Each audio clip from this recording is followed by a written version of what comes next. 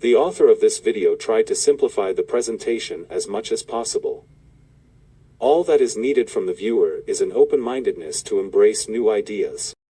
Many lecturers have attempted to explain gravity without success. In the theory of general relativity, gravity is illustrated by a grid on which the Earth lies, and the sagging of the grid represents the curvature of space. The question arises: what is the mechanism by which mass produces space curvature? No answer. Physicists have recently faced the challenge of explaining the phenomenon of dark energy. Here we specify the mechanism of gravity, after which the problem of dark energy is solved by itself. Dozens of facts contradict the theory of gravitation. For example, since 2004, the Cassini space probe, which has explored the satellites of Saturn, has not detected gravity from even the largest satellite, Titan, whose radius is 1.5 times that of the Moon. Moreover, experiments in which a gravimeter is lowered into a deep mine show that gravity does not decrease with depth. Quantum mechanics states that forces are created by boson particles, but in general relativity, the gravitational force is fictitious. Thus, the two main theories of modern physics are mutually contradictory. In 2001, the famous physicist Lee Smolin described this problem as follows. Atoms do fall, so the relationship between gravity and the quantum is not a problem for nature. If it is a problem for us, it must be because somewhere in our thinking there is at least one, and possibly several, wrong assumptions. As the problem of dark energy remains unresolved, many physicists have concluded that the underlying hypotheses are incorrect. Thus, a deep revision of the physical paradigm has become urgent, as cosmetic corrections are not effective. In 2020, Yefim Bachman published the article, A New Physical Paradigm. This paradigm is based on Nicola Tesla's statement that there exists a primary substance from which the world of mass is created. This substance is invisible, just as air is invisible. Just as air manifests itself when the wind blows, the primary substance manifests itself in gravity. This figure shows the planet Earth, surrounded by the primary substance. Although the primary substance is not visible, it is depicted in shades of gray in this figure. The darker color corresponds to a higher density of the primary substance. This primary substance is present everywhere, but its density is higher near massive bodies because particles and atoms lose part of their mass. A gravitational field is a zone in which the primary substance has an inhomogeneous density. Objects in such a field accelerate towards higher density. We have refined the concept of a gravitational field, but to explain why atoms fall in a gravitational field, it is also necessary to clarify the concept of elementary particles and atoms. According to the new paradigm, elementary particles and atoms are stable vortices of primary substance. The electron vortex is shown here as an example. A high-density wave front moves at high speed toward a rarefied region, which is the tail of the same wave. For clarity, a wave in two-dimensional space is also shown. This wave closes on itself, and a cyclic wave vortex is obtained. Although the primary substance circulates in a vortex, in this state, its properties are fundamentally different from the properties of unorganized primary substance. In particular, contact interaction forces are possible between vortices. Consequently, photons, which are vortices similar to other particles, are reflected from atoms and molecules, thus, the latter become visible. This video shows the photon from various perspectives. Like other particles, photons are vortices of primary substance. They have a toroidal shape similar to that of an electron. However, there is a difference. When a photon is moving freely, it becomes highly elongated. In a homogeneous primary substance, any density wave propagates in a straight line.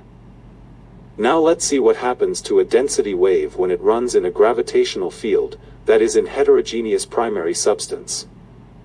The edges of the wave are in the primary substance of different density.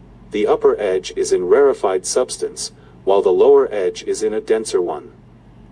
The wave speed in dense substance is less, so the upper edge overtakes the lower one and the wave turns towards higher density, that is down.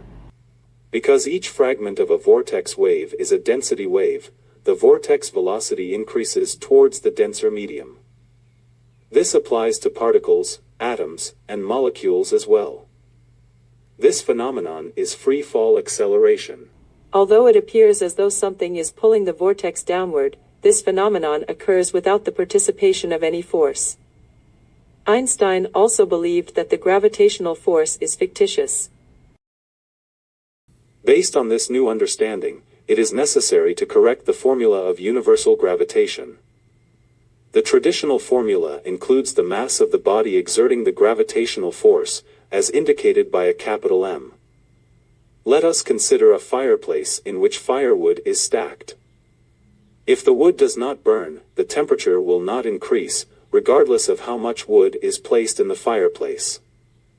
The heat within the fireplace does not depend on the mass of firewood stacked in it.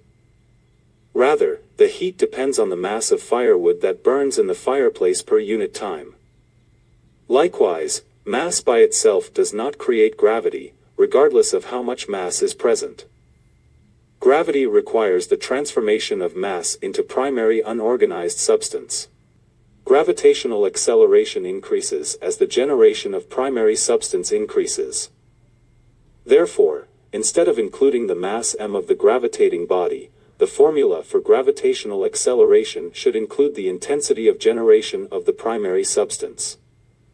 Here we obtain the corrected formula for gravitational acceleration.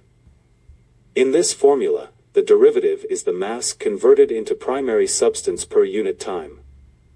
With this understanding, it is clear why the Cassini probe could not detect gravity from Saturn's moon Titan. Titan is made of ice, and the mass loss of the ice molecules is too small for the resulting gravity to be detected. However, the temperature of the Earth's core reaches 5,700 K, which leads to the complete decay of some atoms. As a result, the term dm/dt in the new formula for gravitational acceleration is significant. The Moon, although smaller than Titan, is not made of ice. As determined by the NASA Apollo 17 expedition on December 7, 1972, the Moon's core temperature is 1,600–1,700 K. Therefore, gravity does exist on the Moon. Using the corrected formula for gravitation, as well as the gravitational accelerations and radii of the Earth and Moon, we find that the generation of primary substance by Earth is 82 times greater than that by the Moon.